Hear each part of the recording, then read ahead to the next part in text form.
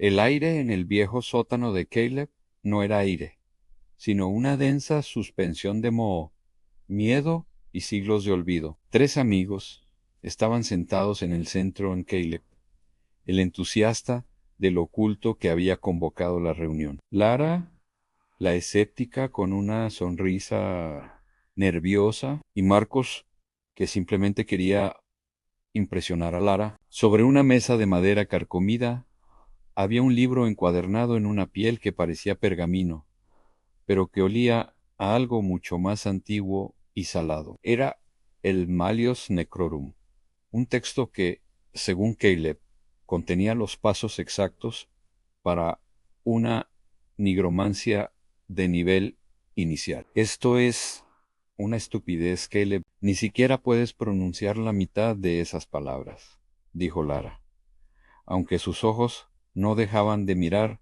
el círculo de tiza blanca que él había dibujado en el suelo. Caleb sonrió, un destello febril en sus ojos. Es la medianoche del solsticio. Lara, la delgada capa entre mundos, es el momento perfecto y no estamos invocando a un demonio, solo estamos pidiendo un contacto. Queremos hablar con los muertos. A Marcos tragó saliva. Oye, estamos seguros de que queremos hacer esto. El capítulo 2 advertía sobre el precio de la entrada en Caleb. Ignoró a Marcos y encendió 3 velas negras dispuestas en el círculo. Abrió el libro. La primera frase resonaba en la humedad. El alma sin cuerpo es hambre, y el hambre, al ser llamada, debe ser alimentada. El ritual duró casi 1 hora. Caleb, con la garganta seca, leyó la letanía en un latín corrupto que hacía vibrar las telarañas. Lara se había callado, su escepticismo desvaneciéndose ante el peso de las palabras. Marcos estaba petrificado, incapaz de apartar la mirada del centro del círculo. Justo cuando Caleb terminó la última sílaba, existo nunc, existo nunc, da nobis segno. El sótano se hundió en un silencio absoluto. Incluso el débil sonido del tráfico de la calle desapareció. Lara sintió el cambio primero. No era frío, era la ausencia de calor, como si la energía de todo el cuerpo hubiera sido drenada sutilmente. Ya está.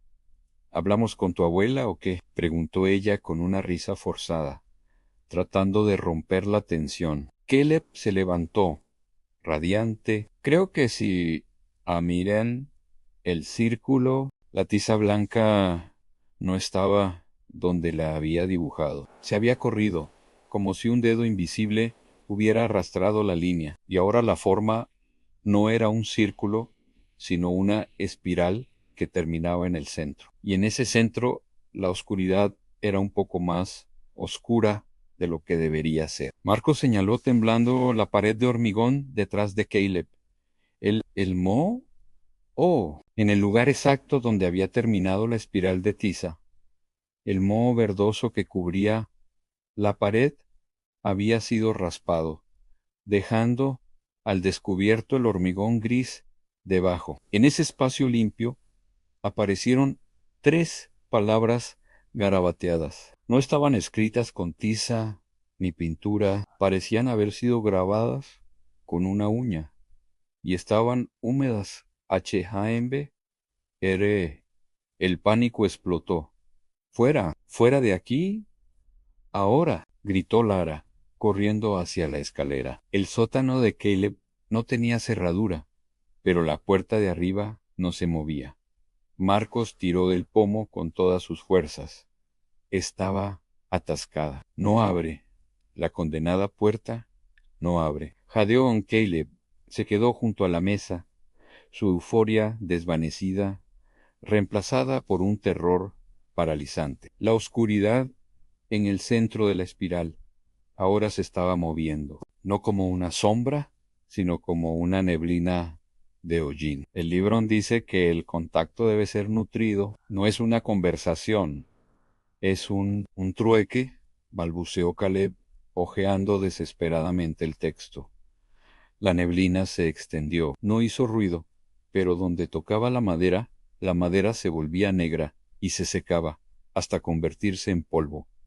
«Quema esa cosa, Caleb, qué mala», gritó Lara. Caleb arrojó el libro al suelo y encendió uno de los fósforos. Pero antes de que pudiera acercarlo, la neblina se abalanzó sobre el libro, lo envolvió y el Maliosnacrorum desapareció como si nunca hubiera existido.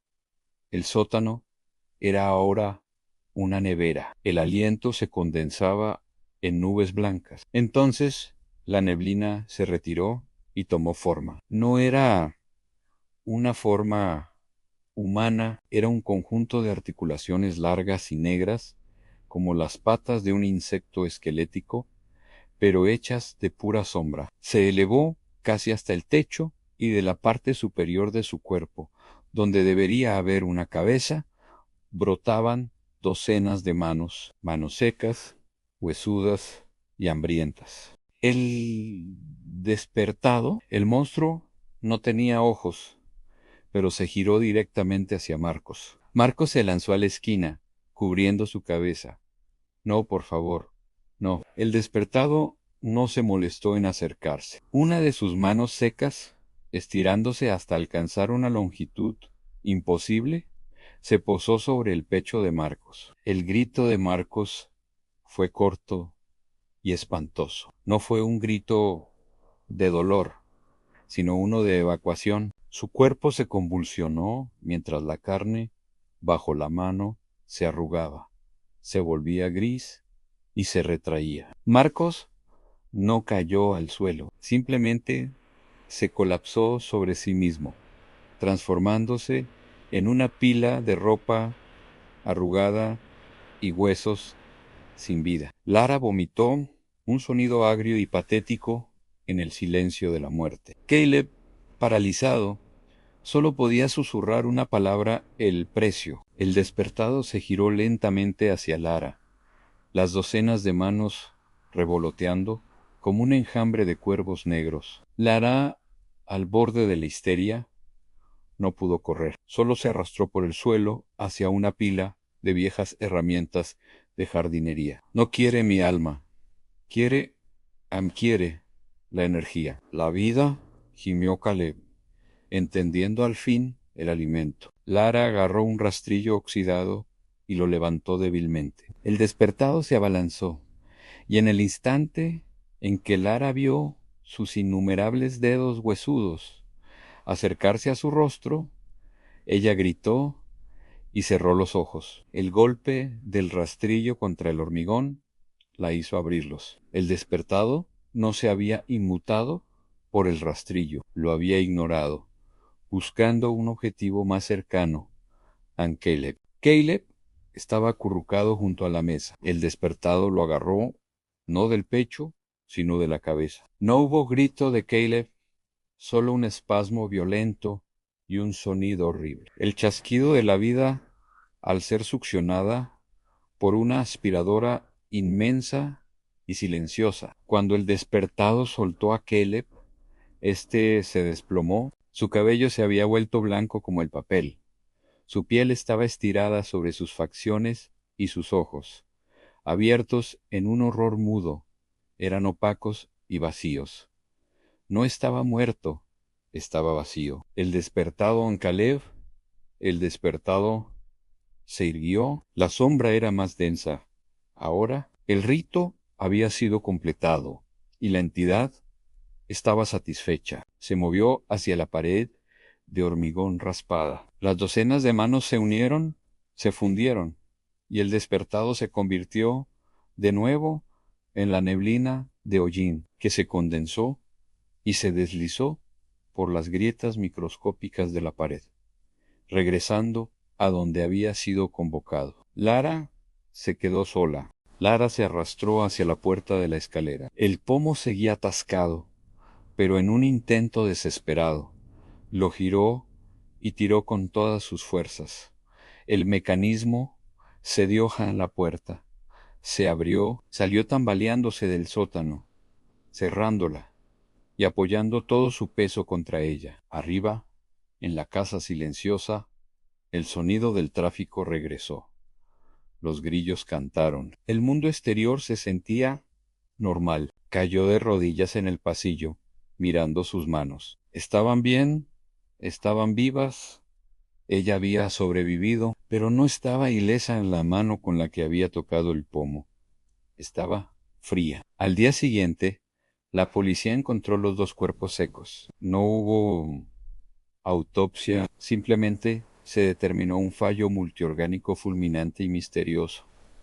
Lara no les contó nada. No podían 6 meses después. Lara se había mudado de la ciudad. Estaba sola en un pequeño apartamento, intentando olvidar el olor a moho y a muerte. Se acercó a la cocina para servirse un vaso de agua. Al abrir la llave, el agua corrió brevemente, pero luego se detuvo. Frunció el ceño y golpeó el grifo. Al abrirlo de nuevo, el agua salió, pero esta vez no era clara. Era espesa y de un color verdoso, claro.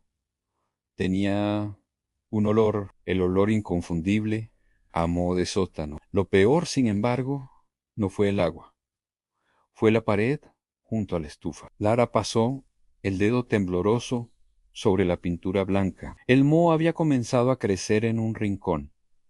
Un moho tenaz y verdoso que no pudo limpiar. Cuando limpió la superficie con un pañuelo húmedo, la pintura se desprendió fácilmente. El yeso se cayó. El concreto expuesto debajo estaba raspado. Y en ese parche gris, justo al nivel de sus ojos, había 3 palabras grabadas, no con pintura, grabadas con una uña y todavía húmedas, H-A-M-B-R.